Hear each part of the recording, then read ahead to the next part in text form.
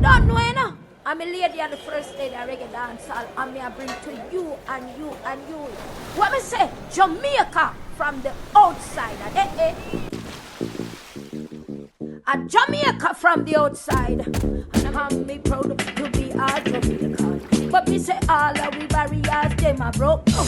All of we barriers, them are broke down. We are one united Jamaican. It again, it a spice up the food.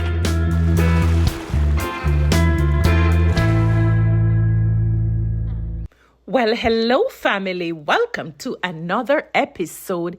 In this episode, I'm going to be looking at the Jamaican diaspora. Well, it's no secret that the Jamaican diaspora, which comprises millions of Jamaicans living abroad, has significantly impacted global culture and society.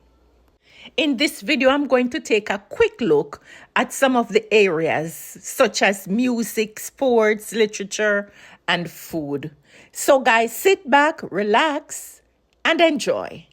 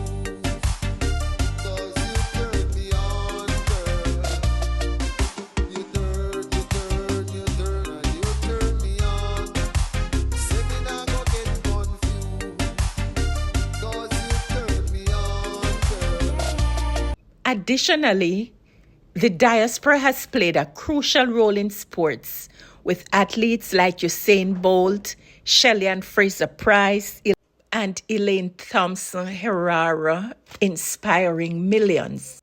Let's hear what a couple of our Jamaican writers have to say. Because of those years in kindergarten and pre-K, I had to even I put a book together. The title of the book is I Too Built America. And what it did, the children did a Black History program every February in my classroom. So you did that with your pre-K students and my kindergarten student. Wow. I Too Built America by Andrea Jackson, illustrated by Michaela Garber, and that's your granddaughter. Yes, I'm proud of my granddaughter. Hello, Pastor Roth. How are you today? Well, nice to meet you. So far, I've written 51 books. Wow. And my first book was published when I was 17 years old. And that was quite an undertaking. I think I was a bit too ambitious at that time. And since then, I've written several books. But the interesting things about me writing these books, I said things, there's several categories of books that I've written. I've written books about Jamaica, like for instance, Anne Brown is a house name that I carry, and I lived in a home where there were several Annes in the house, and the name Anne was given to me as a pet name because my great-grandfather was 72 years old when I was born, and he thought that God had sent him a hand, Hand, so the name Anne got stuck on me. And then there was Anne Gordon, there was Anne Bobrick, there was Anne Shirley, so the name Anne Brown got stuck on me because my last name at the time was Brown. So I've written a book called Anne Brown and the Gungu Soup because in my community, we were all related. This one is Anne Brown and a Jankro. And it says that no matter how low people might look at you, Jankro still has standards. This one is Anne Brown and the Banana Sucker. You know, we're always told that there's a sucker born every day, and that is true. But the word sucker was not allowed in my household. With Papa, he said that was not a nice word. But basically, I define what a banana sucker is. And the banana sucker is actually, the correct terminology is a pup. And the banana tree nurtures that pup until the mom bears the fruit and is no more. And then the pups take over. And this one is called Anne Brown with Humpty Dumpty. Had a great comeback. It says that all the king's men and all the king's horses couldn't put Humpty together again. Of course not. Because Humpty Dumpty was not an egg. Humpty Dumpty was a cannon. And when it fell, they tried to glue him back together, but it was cast iron, so they couldn't put him together. I chose to write about the egg because an egg is very fragile, but it brings nutrients to a family. And these people in the picture all represent somebody in my life. But anyway, but the great comeback for Humpty Dumpty is that the king's men couldn't put him together, but inside Humpty Dumpty, he found the will to survive. And then there is Anne Brown and Brother Dog. Brother Dog is a very important person in my life, and that is Brother Dog is a wise dog. He stays in his yard and don't go next door. He sniffs out trouble. He loves to fight with the cat because the cat and him are not friends because the cat must know him place. Let's take a peek at the Jamaican cuisine abroad, guys. Ooh, guys, look at that. Jerk pork, peas. Wow, guys, look at that.